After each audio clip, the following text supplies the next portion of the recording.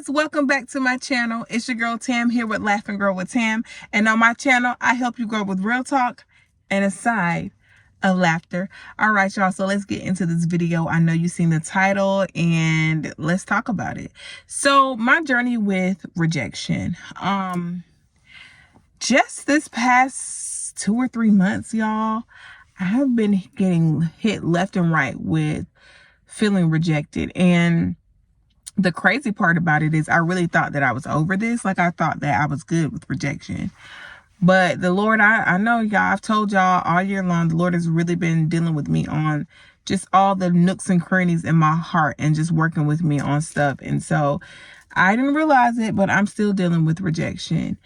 And I just want to take y'all through my journey of it. I've done some work in therapy to kind of see where some of the roots are. I think I still need to do some more deep diving into that. Because what I'm feeling right now, I'm still feeling like, okay, there's more to this root than I realized. But, you know, I've shared this story with y'all before, so not to get super deep and, you know, sorrowful about anything, but, you know, growing up, I was bullied. And I was also the product of jealousy often. And it took a long time for me to admit that, because I felt like if I admitted that I knew people were jealous of me, then that meant I thought highly of myself. And that's the furthest from the truth. But when you start realizing certain things with certain people and how they respond to you when they're around people versus how they aren't, or how they celebrate you, and just certain things, you start noticing like something about that is weird. Like, why are you acting like that with me? And one of the things that I struggled with deeply was always feeling like I wasn't good enough, because I was often compared to people in my circle. Where's this random cat coming from? Y'all, I swear, I be trying to do videos in the house, but a lot of times it's easier for me to do it in the car. But then when I be out here, I get distracted, because why is there a random black cat walking?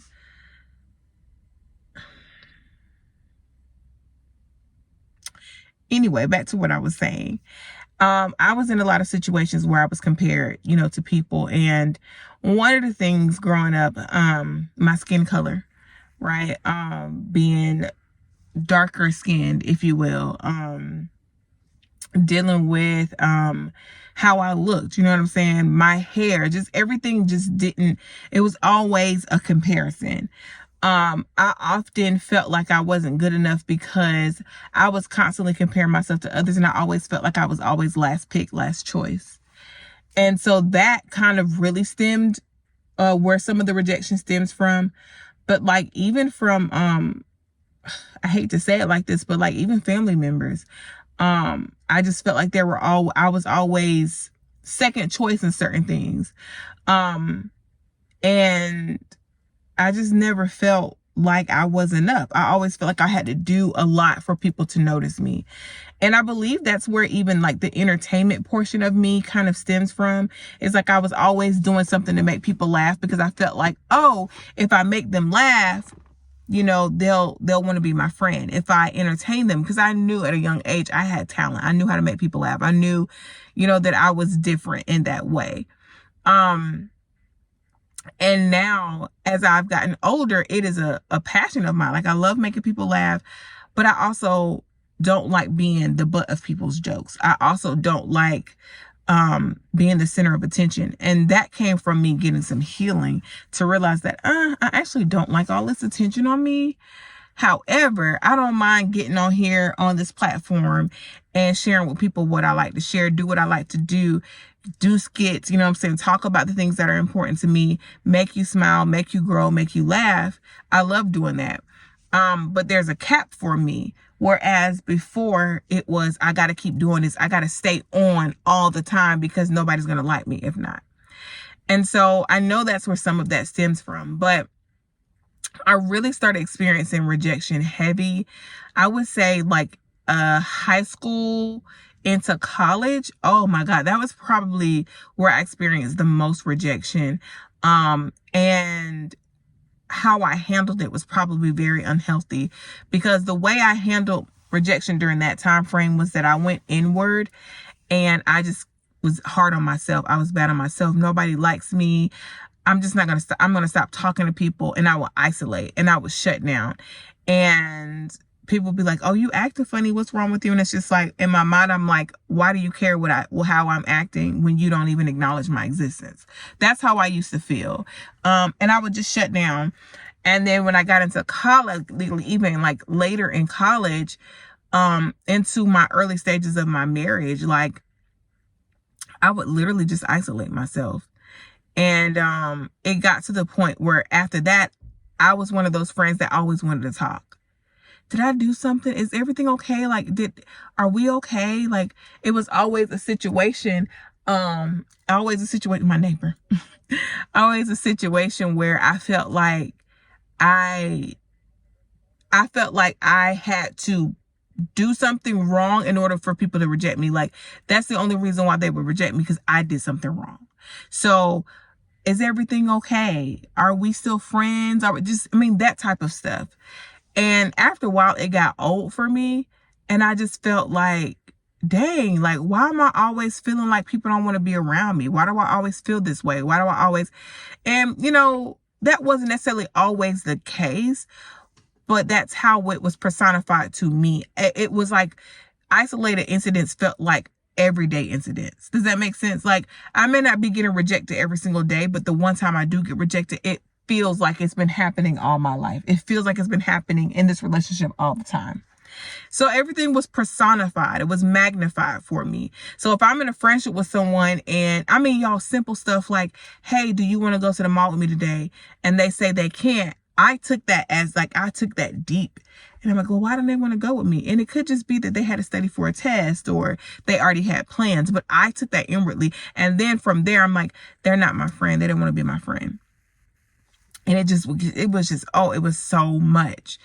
And so God really helped me through that. And I was delivered through what I would say the first layer of rejection, because here we are. Even in my marriage, I experienced rejection. I felt like I wasn't like good enough for Cody. I felt like, he wanted other women. Like, oh, she's prettier than me. You know what I'm saying? Why is he with me? You know what I'm saying? I'm this, I'm that. Why does he want to be with me? There are girls around us that are prettier. I'm sure he's looking at them and don't even want me. Like, just toxic. Like, it wasn't good at all. And then God brought me out of that, which I would say is the second layer of rejection. Now here we are at the third layer of rejection. And baby, when I tell y'all, I'm struggling. And I'm struggling. I actually made a video, about a week and a half ago, maybe 2 weeks ago. And I was just kind of venting about how I felt. And then I just didn't feel right about posting it. So I didn't post it, because I was in the thick of it. And I never want to post a video and have people I know watch me that don't tell me they watch me, but somebody get on and think I'm talking about them specifically, because I can be I'm very transparent, but also I know how to talk vague enough where nobody knows who I'm talking about. But also, because I knew I was talking from a place of offense, I felt self-conscious about, what if so-and-so watches this and think I'm talking about them? You know what I'm saying? So I just didn't post anything. But now I'm in situations where I feel like God has connected me with certain people. And absolute divine connections. There's no denying that. And I'm like, okay, Lord, if I'm supposed to be connected to this person, then, you know what I'm saying, why is it that we're not connecting? Like, what is the issue? And on top of the fact that my love language is quality time, I struggle often with connecting with people when I'm not spending time with them. That may make sense to y'all. I know some people, they're okay with like having a connection with you, but not necessarily talking all the time. Me, there needs to be some time spent for me to feel connected with you. And the Lord made me do something I did not want to do, but I knew exactly what he was doing when he told me to do it. And I already knew what the response was going to be. But the Lord specifically told me, I'm closing my eyes because I'm like remembering exactly how it happened. But the Lord specifically, that's not even a word, specifically. I'm trying to say reminded and specific at the same time. The Lord specifically told me to text 2 individuals that I believe I have made a divine connection with and reach out to them and ask them something specific. And I did. Neither one of them responded to me. Now, keep in mind, these 2 individuals I speak to on the regular. We have a pleasant relationship. Well, let me take that. One of them I speak to every so often. The other one I speak to for the most part on the regular. And we have a very pleasant relationship. There's not been any drama, no nothing. So there's no reason for me to think that there's an issue between us. But the Lord is literally making me sit in this because I went from so many different thoughts in my head. Oh, they're ignoring me. They don't want to talk to me. They don't want to be around me, but they're just too afraid to say it. And it's just like the Lord just had me sit in it, and I'm still sitting in it because I still haven't gotten a response from either of them. And I'm just like, Lord, why you make me do that? But he's making me do that because he's making me face it and deal with it. And I hear him telling me, now I'm waiting on you to come talk to me about it. And I'm just like, yeah, I still haven't fully listened to what he told me. He told me to come talk to him about it this morning. I was trying to talk to him about it this morning, and I was just like, I'm not ready. I don't have the capacity for that right now. I'm running late for work, Lord. Like, I'm okay. So I know I'm gonna have to face him real soon. And it's like one of the situations where you got the teacher called home. The teacher called home and was like, little Johnny wasn't acting right today. So, when you get home, you got a spanking waiting on you. That's what I feel like. I'm like, okay, I got to face it. I got to deal with it when I get home. And so, it's been difficult for me, this whole rejection portion, because I honestly, what made me upset about it, and if you follow me on social media, I talked briefly about it last week, but what made me upset is like, I thought I was past this. Why are we still here? Like, why are we still here? Lord, why am I still dealing with this? I don't want to deal with this. I don't like the feeling of this. I don't like feeling like I got to chase behind people. I don't like feeling like, oh, they don't like me. Like, I'm grown. I'm 34 years old. Why do I care if this person likes me? Why do I care? Why does it matter? But baby, it matters to me. It matters to me. And I'm like, oh, Lord, okay. And the thing about it is the Lord gave me these specific people because there is no history of drama or issues. So I have no reason to think anything other than they just didn't respond. And it's like, but y'all, if I can be completely candid, and this is where I'm going to have to just be full on transparent with y'all, that kind of stuff hurts my feelings. It hurts my feelings. And I was talking to Cody about it the other day, and he said, oh my God, babe, it makes sense to me now. And I'm like, what? He was like, I notice every time people text you, you feel like you have to text them right back. I said, yeah. He said, and it's because you don't like how it feels when people don't respond to you. I said, absolutely. I was like, absolutely. I was like, I don't like that feeling. And no, I'm not tied to it enough. I used to be to the point where I had to respond right then and there. I'm at the point now where like I can see a message come through, but I'll remember to go back, or I'll see it and be like, oh, I need to respond to so-and-so.